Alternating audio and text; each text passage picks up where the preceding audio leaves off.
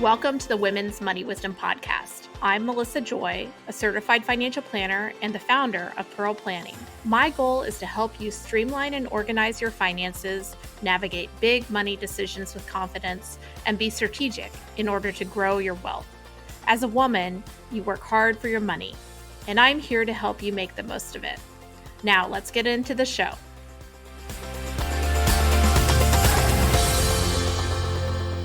I think that health savings accounts, also known as HSAs, are one of the most misunderstood, but also one of the biggest opportunities that people have in personal finance.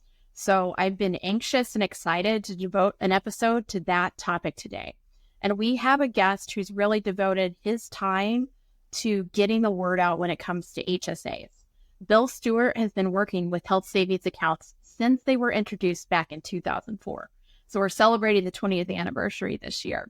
He has served as the chair of the American Bankers Association HSA Council's Compliance Committee, and he's written 2 books specifically on HSAs.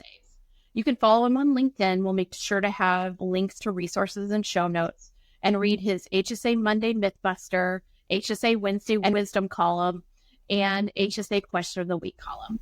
Hey, Bill, welcome to the podcast. Thanks, Melissa. Look forward to a conversation. I know that HSAs are later to the game. Many of us were familiar with either cafeteria plans or FSAs, flexible spending accounts, that had to do with our reimbursing us for our medical costs. So, let's roll back. Let's say it's 2003, and I'm going to explain what this HSA is that's coming. Or for somebody who just has no idea, they've seen it in their benefit options, or maybe they don't have it as an option. What is a health savings account?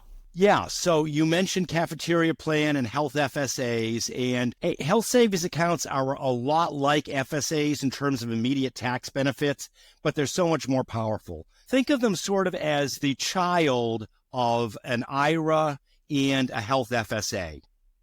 So these are individually owned accounts that allow you to put aside money on a pre-tax basis. So you make pre-tax payroll deductions. Your employer can put money into them. The money goes into the account, pre-tax or tax-free. It grows tax-free. It comes out tax-free when it's used for qualified medical expenses.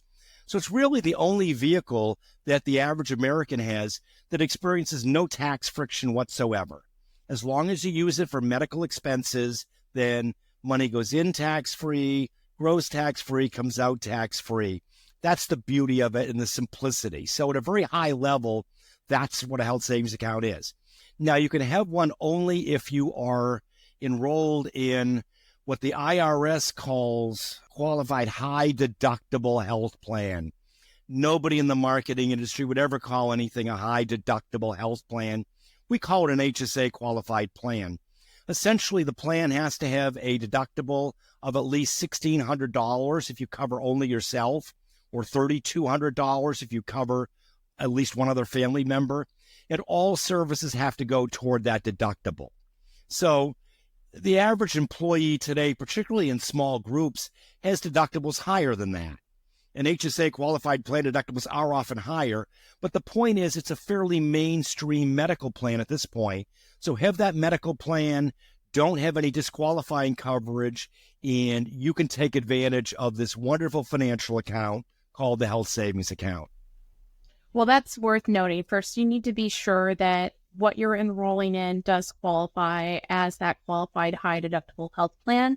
And oftentimes they're paired if it's kind of a benefit setup. And in some cases, you may have a lower deductible option where you don't have that HSA option, and it could be even advertised as the HSA plan. And in some cases, I do ask clients to ask their HR or ask their insurance agent, hey, is this a high deductible option, just to double check and make sure, because that is one pre-qualification before you can make this contribution. That's right. And what gets confusing is you could have a plan that has a $2,000 individual deductible, and you'd say, oh my gosh, that's an HSA qualified plan, but it covers certain services outside the deductible. It charges a $25 copay for an office visit or $10 copay for a generic drug. That plan is not HSA qualified. It's not just the level of the deductible, but it's the fact that all non-preventive services have to go toward that deductible. So early in the plan year, you're always paying the contracted rate rather than a copay for services. And as you mentioned, when an employer is offering this, the broker, the employer know it's an HSA qualified plan. That's typically not a problem. It gets a little bit dicier for people who are buying in the non-group market to make sure that that plan, just because it says $2,000 deductible, really is an HSA qualified plan. Okay, so now let's fast forward and assume that yes, you're still in the game. You've determined that you have an eligible plan. Now the HSA contribution is separate from the plan itself, correct? That's right. So you are paying a portion of your premium for the medical plan. And then on top of that, you now have this financial account that's independent of the medical plan. It's a personal financial account, but now you have the opportunity to do pre-tax payroll deductions to put money into that account as well. It's interesting. So both you and in some cases your employer too, if it's an employer-sponsored plan, may be able to contribute or have that option, correct? That's right. So what we find in the industry is about 2/3 of employers do contribute to an HSA in some form. And the average among those who do is about $900 for individual coverage and about $1,800 for family coverage. So employers are generally putting money in, not always. Some employers will do it for a few years, and then as employees build their balances, the employer ratchets back its contributions. And in some cases, an employer really has no financial option other than offering a HSA qualified plan with its lower premium and says to the employees, I can help you with coverage with the insurance premiums, but I just can't help you with the deductible. You're on your own. And one of the best ways to fund an HSA, as you mentioned, very often employers will offer more than one plan. Boy, if you just take the difference in premium between that lower deductible plan, which is going to have a much higher payroll deduction, and the HSA qualified plan, that may well be $20, $30, $40 per pay period. Just stick that into the HSA. Your net paycheck won't go down, but you'll be putting money into the HSA systematically that otherwise, if you enrolled in the other plan, you'd just be giving to the insurance company. Interesting. I like that. Sometimes a little mental accounting is really helpful, and you're also helping on your taxes in that case. Yeah, and I think it's really important, Melissa, because so often people say, they look at the list of the 2 or 3 plans the employer offers, and they say, oh, this is the best plan. It is only a $500 deductible. Well, yeah, that's less than the $2,000 deductible, but if you're paying $1,500 more in payroll deductions for the premium on that, then it's the same. It's the same, and you've lost that $1,500 is going to the insurer, whether you have expenses or not. If you choose the higher deductible plan and put that $1,500 into your HSA, if you have a bad year, you're giving it right back to providers. If you have a good year, a low claim year, then you're keeping that money. The insurance company isn't. That's your money to spend on future expenses. Well, let's get into that spending category now. So for many people, and this is just going to have to be a necessity, the HSA is really a current wallet because they may or may not have emergency reserves on hand, or by habit, whenever they have these types of accounts, the first thing they do is, kind of hook up the debit card. So when they drive through the pharmacy at CVS, they're getting money back into the bank account, or they're using that debit card and the money's coming right out of the account. So that I want to cover before we talk about, longer term uses of the HSA. How does it work? What are you eligible to use funds within the HSA for? If you're familiar with a health FSA, it is the same list. So it includes all your cost sharing on your medical plan, your dental cost sharing, your vision cost sharing, over-the-counter drugs, medicine, equipment, and supplies. All of those services, any part of the bill that you owe is a qualified expense. And it also includes things that aren't covered by the medical plan. Not all medical plans cover acupuncture, but I've had acupuncture before, and it was great for relieving what I needed. I could pay for that out of my health savings account with pre-tax dollars. So we're not limited to what the medical plan covers. In addition, with a health savings account, it can help you in several occasions when you may be a little short of money in your life, in helping you with premiums.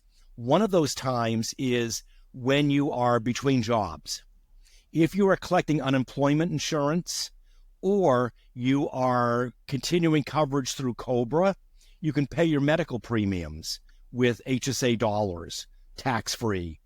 And then in retirement, when you're enrolled in Medicare, Medicare has premiums, and you can reimburse the Medicare premiums directly out of your HSA on a pre-tax basis.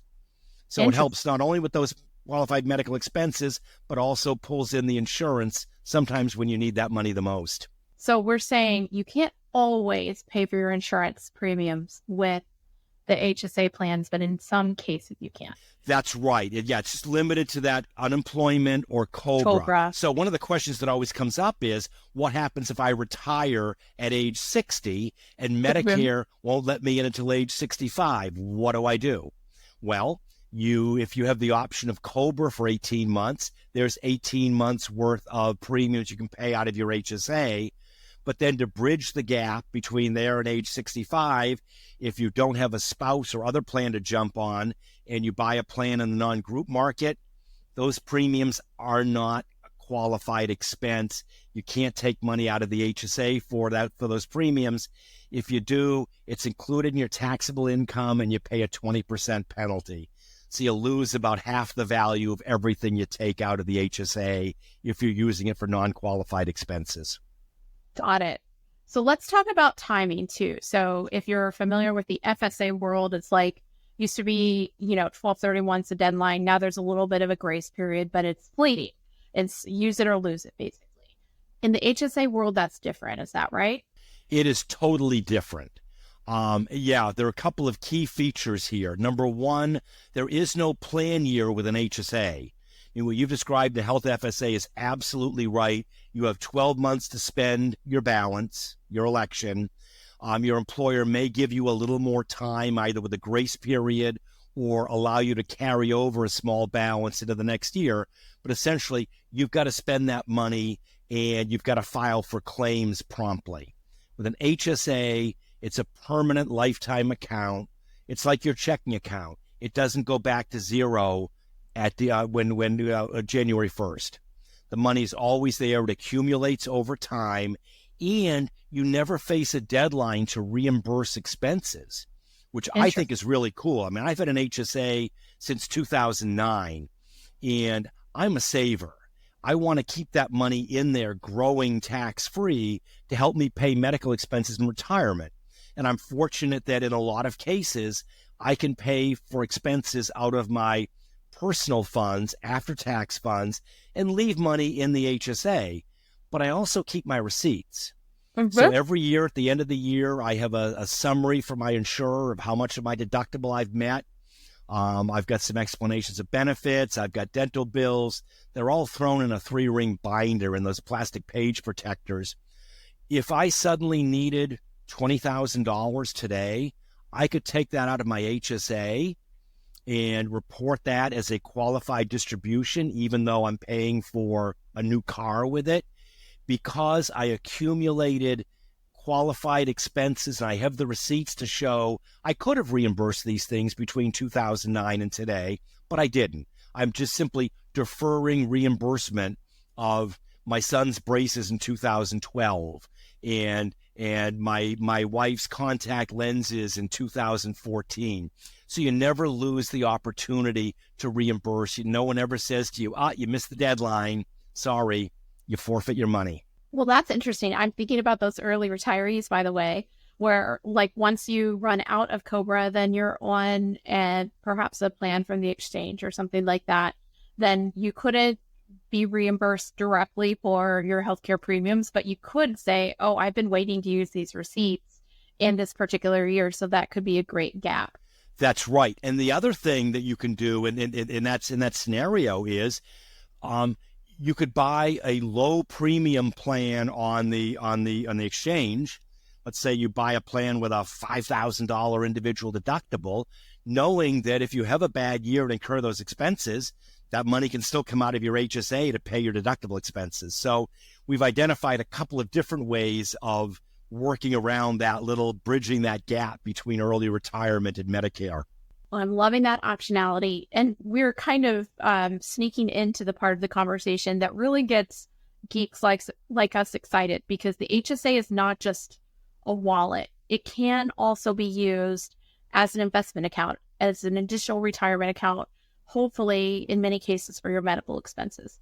Tell me a little bit about, well, first of all, a lot of people don't know that. They really, keep it in cash and it's like, just waiting for the next reimbursement. But tell me the difference. Yeah. So most of the leading trustees of health savings accounts in the country, and the names, Fidelity and HSA Bank and Health Equity and Optum and Bank of America and WEX, they are offering a suite of investments. And the option could be anywhere from a hand-picked list of 2 dozen to 4 dozen mutual funds, or it could be a full investment platform. So it varies by trustee. Some of them want to give you a smaller menu because they fear that paralysis by analysis, that somebody will be so overwhelmed seeing they can buy 8,000 different stocks that they'll do nothing.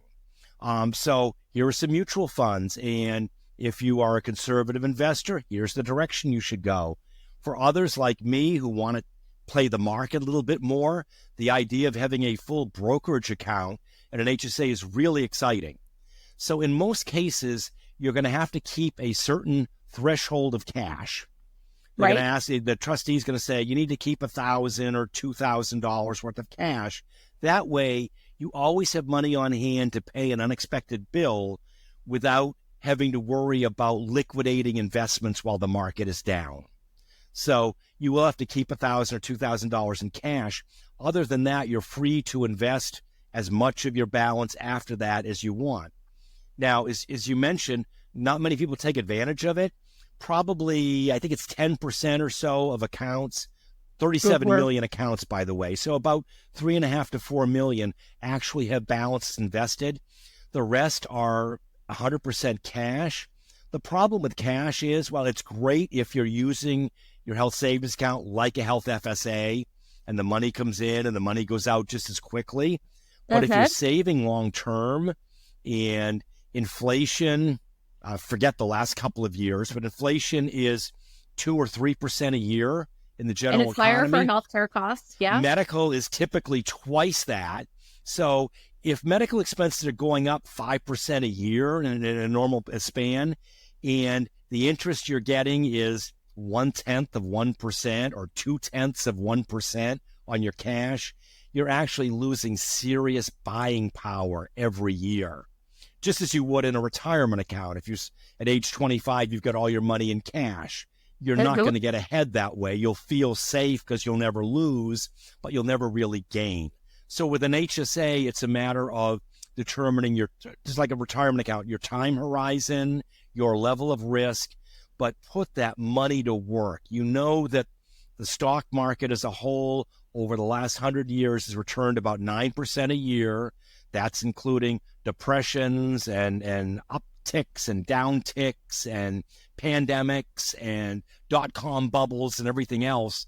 So put the money into something where it's going to grow to at least keep pace with medical inflation. Yes, past performance doesn't predict future returns, but there's certainly, when you're thinking about this asset long term, I'd also mention this account to your financial planner if you're working with someone like me, because so many times I find we get through all the list of accounts and then they're like, oh yeah, there's an HSA. Well, there may be a misidentification of that investment option, but these are often clients that do have, high income. They have the options. This would be perfect. There's a lot of money piling up in the bank, and then they're ending up spending this HSA account. I can even speak for personally. My husband carries the insurance for our family as a small business owner, And then he signed up for a new HSA plan where they were just automatically reimbursing him as he went. And I opened the account statement 9 months into the year and was like, whoa, whoa, whoa. No, we don't want to spend it now. We'd rather invest it for later. That kind of gets into the area. Sometimes your employer dictates, but how do you research HSAs if you do have a choice and you're kind of self-directing? Yeah, so you make a very good point that most people get their HSAs through their employer, and their employer is going to choose one trustee to administer. So you're going to get XYZ HSA, and that's the only one your employer is going to deal with. You still have the option of opening a second one on your own and moving money from one to the other. It's not a complicated process, so you can do that. But also, as you mentioned, if you're buying in the non-group market or your employer says, I'm not sponsoring anybody, go out and find your own, or you leave a job and you have an HSA with that employer and it's $4 a month maintenance fee and you don't want to pay that, so you want to go out and see what there is. It's as simple as doing an online search. You will get so much information. You'll get rankings of which one's the best for spenders, which one's the best for savers. The key point to really understand is that there are differences among them, just as there are differences among checking accounts. The most important thing is to have an HSA and be funding it.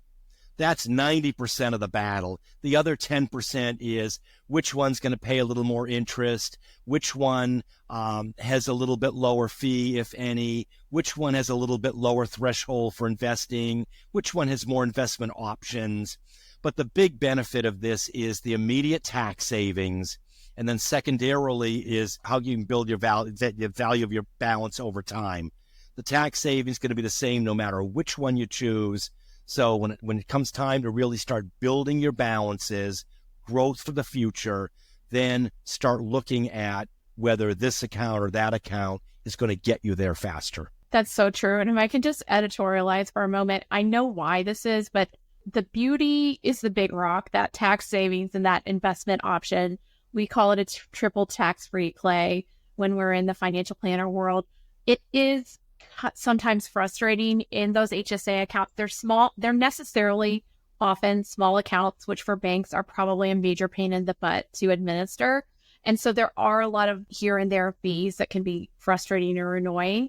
That is not my favorite part of the HSA game, is HSA administration. So do be wary of those low balance fees or the quarterly statement fees and things like that. Kind of tune into the statements and see what's going on. Yeah, and usually even that there are more and more HSAs that don't impose fees.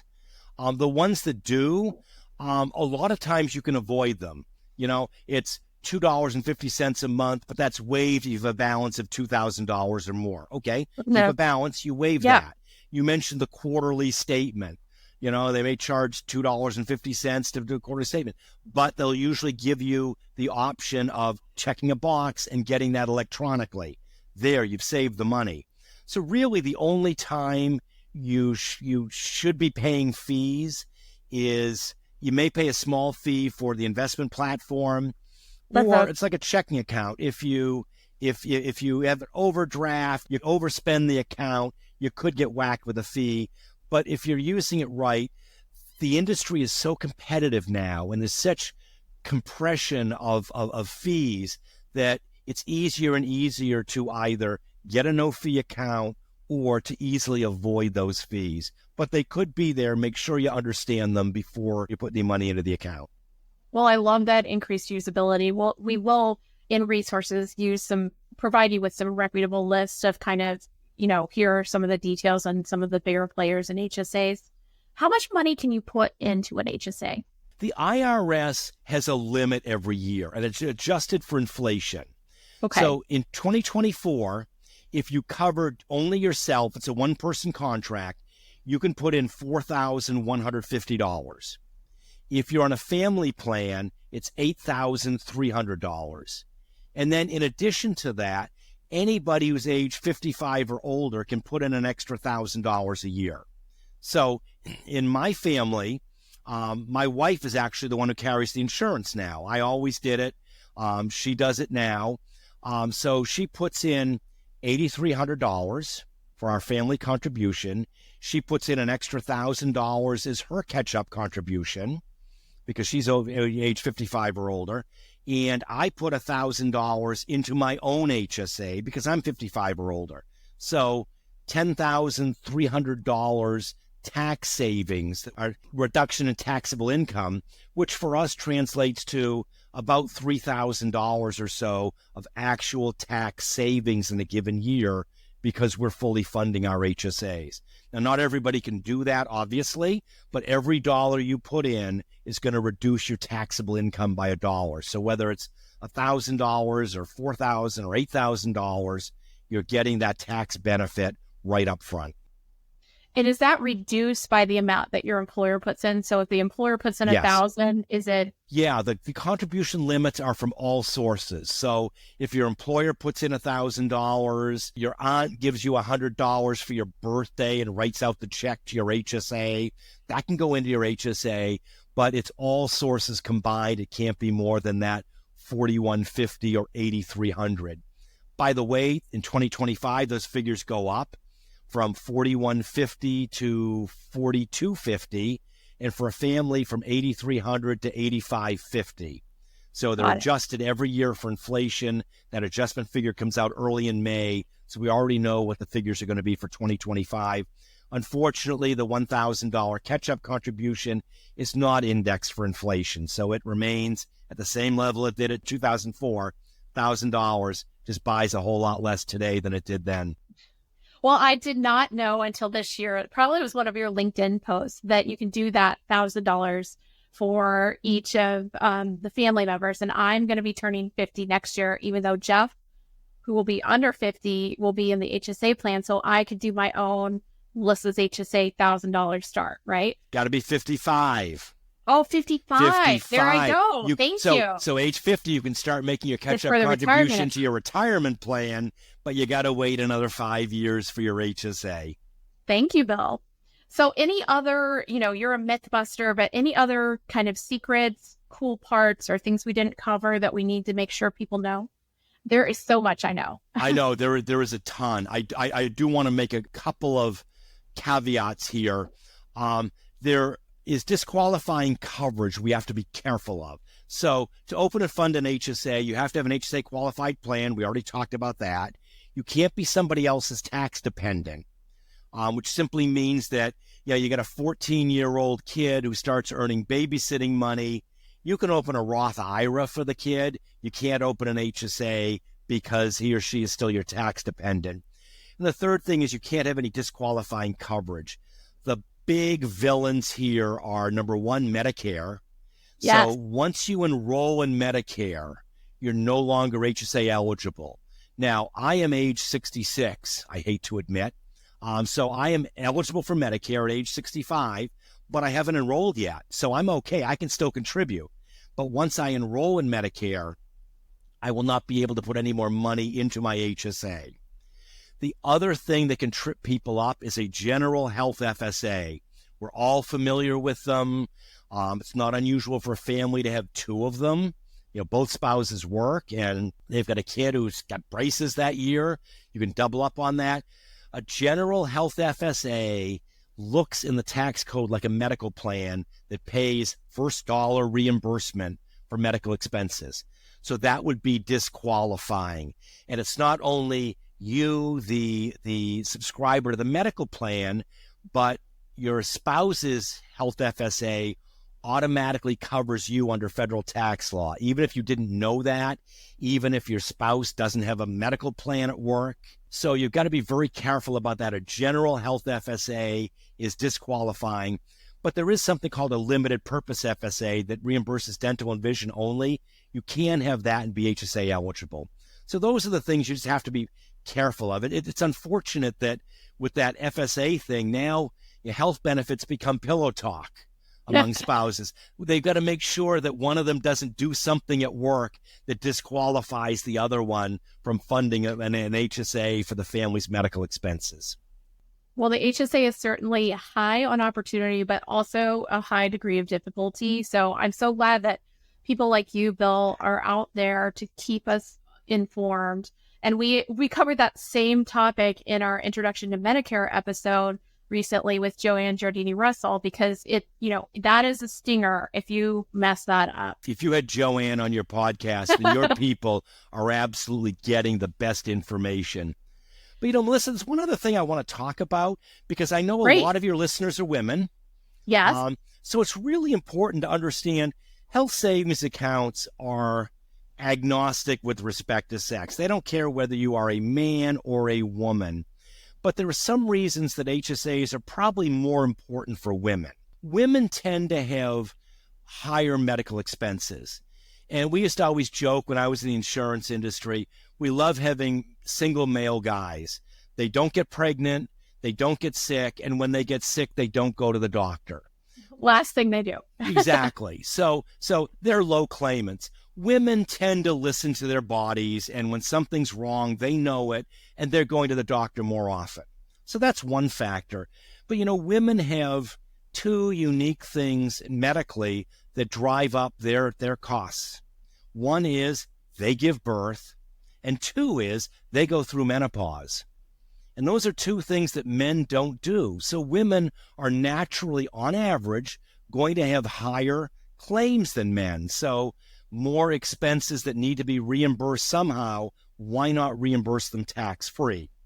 The other issue that women have is, on average, they live about 2 years longer than men, which means at the end of their life, when medical expenses are highest, they're going to have 2 more years of medical expenses than the average man. So they need more money set aside for medical expenses in retirement.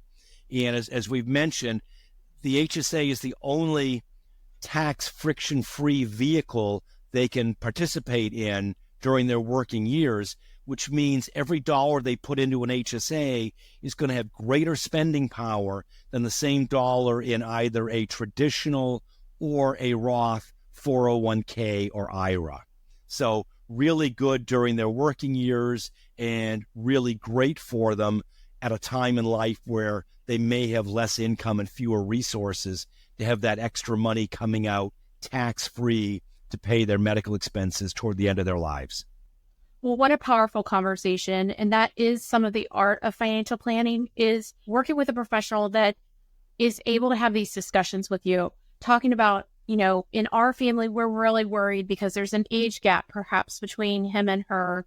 And we want to make sure the person who's likely to live the longest isn't in a bad place because of the medical costs of the first person, the older person, things like that. So there's so many different strategies, whether we talked about the early retirement funding with helping with premiums, or perhaps really the HSA becomes that pot for longevity protection where you live longer than you expected. And of course, going into that, we cover, it's really important to make sure you have the right beneficiary designation to your HSA so that it could be something that's convertible from you to your spouse through beneficiary designation if you pass away first. So, Melissa, twice you've mentioned financial planners.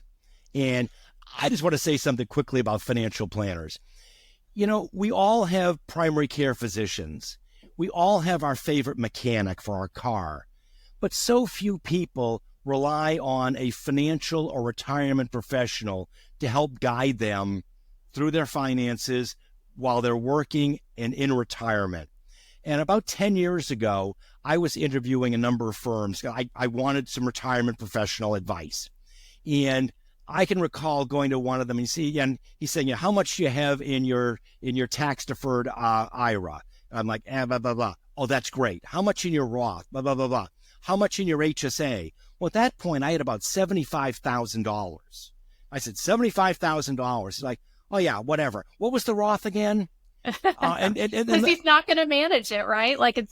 Typically there's not an advisor managing that account. Yes. So the lesson there is, if you're looking for a financial or retirement advisor and they don't understand the power of health savings accounts, keep looking.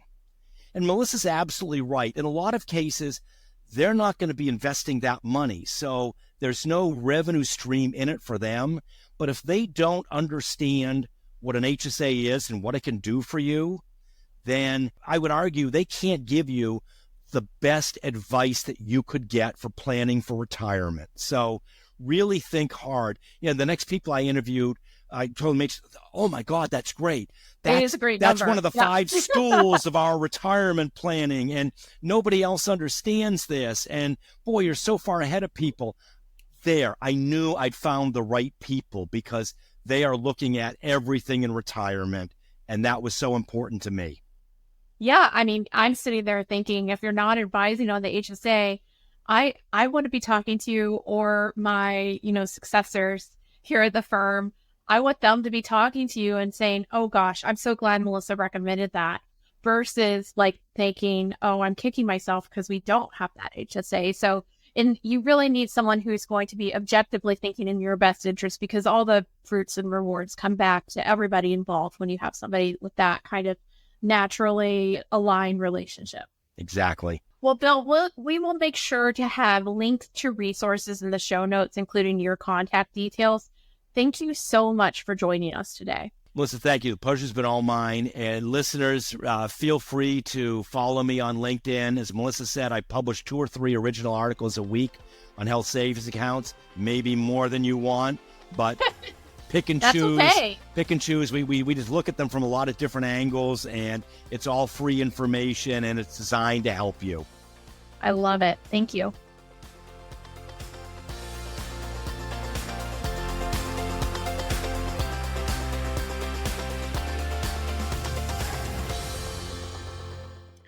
Thank you for listening to the Women's Money Wisdom Podcast.